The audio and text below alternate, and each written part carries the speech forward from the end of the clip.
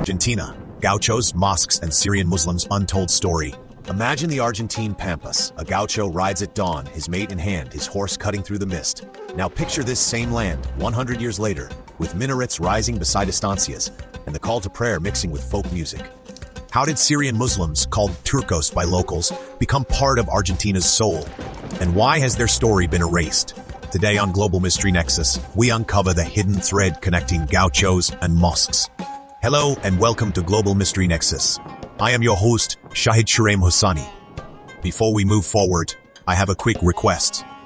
If you enjoy this video and want to support the channel, please hit the like button, share it, and subscribe so you never miss an update.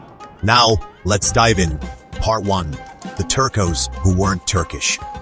By the turn of the 20th century, Argentina was home to one of Latin America's largest Arab communities. Between the late 19th century and early 20th century, a wave of migrants arrived from Greater Syria, which then included modern Syria and Lebanon, both part of the Ottoman Empire. Because they carried Turkish passports, Argentines labeled all of them Turcos. A 1909 Argentine immigration report recorded approximately 11,765 Syrian Arabs arriving, and of that group, over half, about 6,000, were Mohammedans or Muslims. That made Argentina the home of the largest Muslim population in Latin America at the time. Most were not wealthy elites. They were peddlers, farmers, and merchants seeking the promise of land and jus soli citizenship granted in 1869. The first mystery. Why did a country that wanted European Catholics accept Syrians? The answer lies in economics. Argentina needed labor to modernize, yet officials simultaneously stigmatized Arabs and Jews as unproductive and parasitic. They were placed at the bottom of the social hierarchy. Despite this, they stayed, built businesses, and married into Argentine families. Part 2. When Muslims became Catholic Muslim. Assimilation in Argentina was rapid. To survive, many early immigrants translated their last names. Habib became Amado. Harb changed to Guerra, became Felix. Religion was the hardest marker to hide. Scholars note that many Muslims embraced Catholicism publicly and baptized their children, creating the term Católico-Musulmán, Catholic Muslim. Churches even changed names to sound more Catholic, like the Holy Eastern Orthodox Church of Antioch, becoming the Catholic Apostolic Church of Antioch. But this was not totally erasure. In private homes, Arabic was spoken. Food, weddings, and business networks kept Greater Syrian culture alive. In Argentina, religion was not the central element in articulating identity, and members of different traditions shared seats in secular organizations and celebrated weddings together. The mystery here is how faith survived by becoming invisible. Part 3. The Gaucho Connection. Here is where history gets strange. Historian Ricardo Elia, cultural director of the Islamic Center of the Republic of Argentina, has argued since the 1980s that the Gauchos are nothing less than Moors. Why? The word gaucho itself is disputed. Some say it comes from Quechua. Elia and other researchers trace it to chauch, an Arabic term meaning indomitable. In Valencia, Spain, chaucho was used to describe horsemen and pastors. Most crews on Spanish ships that explored the Americas were composed of Moors.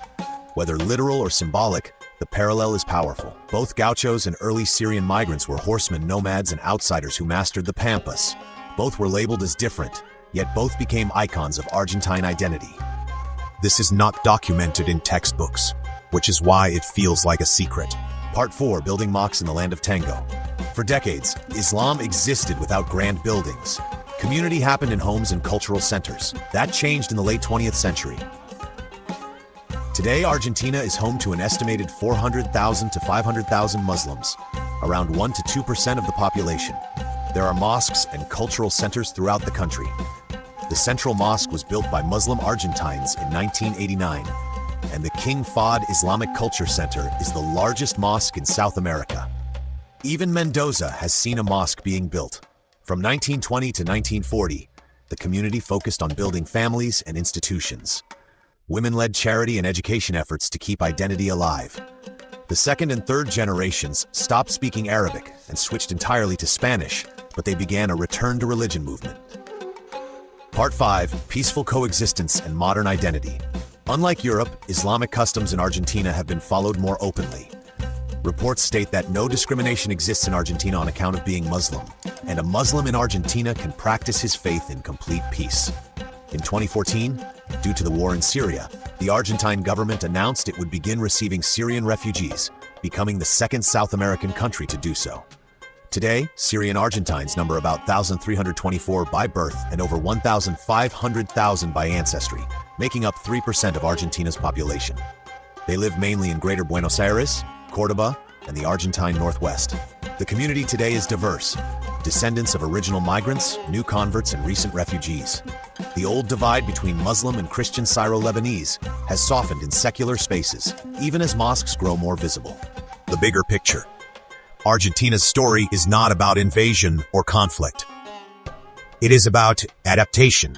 A people called Turcos, who were not Turkish, who were told they did not fit, who changed their names but kept their recipes, who lost Arabic in public but whispered prayers at night, and who now pray in mosques that stand a few blocks from Catholic cathedrals. The Gaucho and the mosque are not opposites. They are both symbols of survival on the Argentine frontier. One rides the plains, the other anchors a community.